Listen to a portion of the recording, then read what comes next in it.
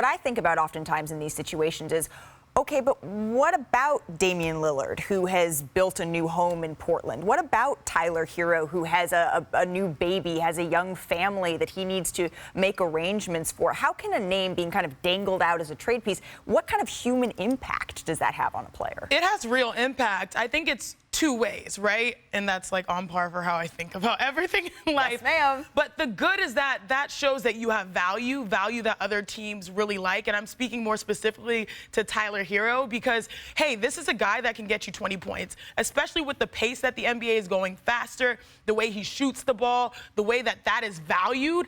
Other teams are like, oh my gosh, like that is a real opportunity for us to get better in a very low expectation way. Like throw him out there, knock down shots, space the floor. That's good. You're very valuable. And if I'm Tyler, I'm like, wow, I'm wanted.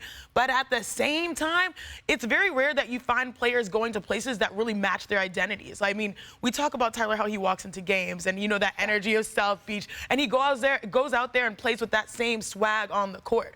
And so you feel like you want to be in an environment where you could be yourself and that challenges you to be a better player. Right. And I feel like that's holistically been Miami for him. But nonetheless, that guy's a bucket. I mean, can't forget, this guy, wherever he shows up, he's going to help improve a team. And I think you think about it both ways. While you want to have a home, you also, more importantly, want to have that generational stability, and being in a place that values you at that time is most important. Right, because I'm trying to imagine him walking in Utah, right? Yeah, bucket like, hat, bucket, in the bare chest, doing that whole thing. He'll still do that. And that's what makes Tyler Herro Tyler Herro. But at the end of the day, this is a business.